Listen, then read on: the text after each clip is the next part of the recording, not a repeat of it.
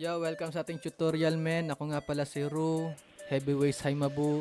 So, i-break it down natin tong unreleased na track natin. Kasama natin dito si Exodus, The Digmaan Champion 2024, at saka yung Minaspad Champion 2024. Si Exodus yan, men.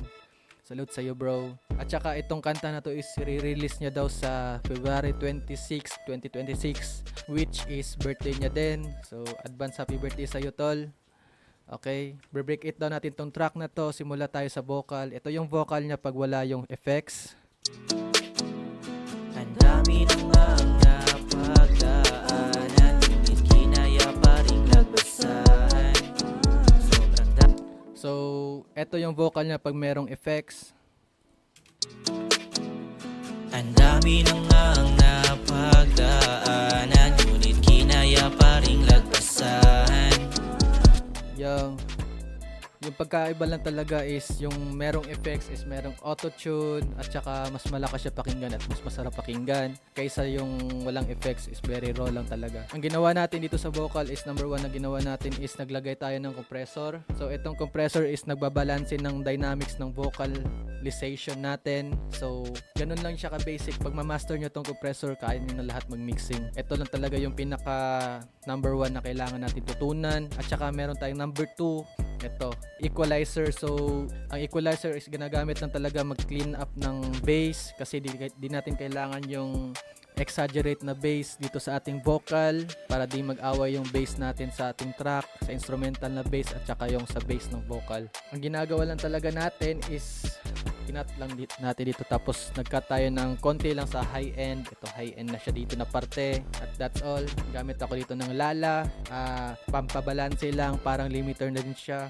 At saka VK tune-up, libre lang to, mga free plug-in lang ginagamit natin kaya kaya nyo din gawin to. Actually ang VK tune-up is nagbibigay ng volume, compressed volume. Okay, OTT, naglalagay tayo ng OTT. Itong OTT na to is very malapit sa puso ko. So ito nagbibigay ng crispy sa ating vocal. Yung iba gumagamit ng fresh air, gumagamit ako nun dati pero wala, ito lang mas gusto ko. Yeah. At saka ito, nagki-clean up tayo para magsisit in yung ating vocal sa ating track. Dito banda sa ating mid part ng vocal, nagko-compress siya ng konti lang. And then enhancer para stereo ready na din yung vocal natin. Pwede sound goodizer for the power and then de-esser for the SS, the excess S. It removes the excess S. Okay? So ito naman sa ating adlibs is ganun pa rin yung process, auto-tune, compressor, equalizer, tsaka de-esser. At tsaka pagkaiba lang naglagay ako ng reverb at kaunting delay. So itong pick controller is naka sidechain to sa reverb. Every time na magpasok yung ating vocal sa adlib is nababawasan yung reverb.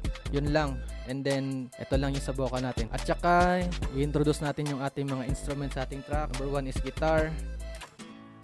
Ito yung guitar natin. Is makukuha lang yung mga guitar ng mga sample sa YouTube or kahit sa mga Google lang meron ka makukuha niyan. Ito yung chords. Same pa rin ang pattern sa guitar.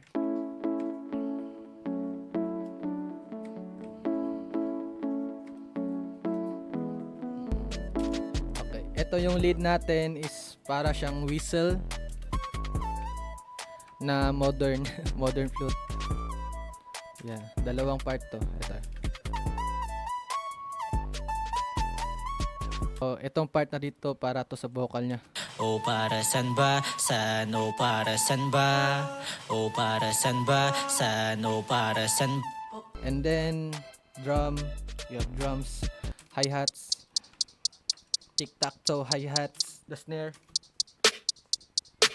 and then the kick, tsaka yung 808. So sa 808 natin is meron tayong dito sa 808 natin is meron tayong nilagay na slide para mag-jump in na lang yung bass papunta sa A.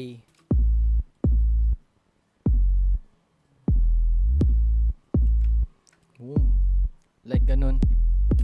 So, after that, yun lang yung track natin. Is very simple pero effective naman. So, habang gumagawa kayo ng track, is ma-advise ko lang is pakiramdaman nyo yung track nyo, pakiramdaman nyo yung artist nyo, at saka i-challenge yung sarili nyo kahit di nyo kaya. Yun lang. So, hindi yan nakabase sa mga plugins na kailangan mo. So, good luck sa lahat ng gagawa pa ng track, at saka peace out, man.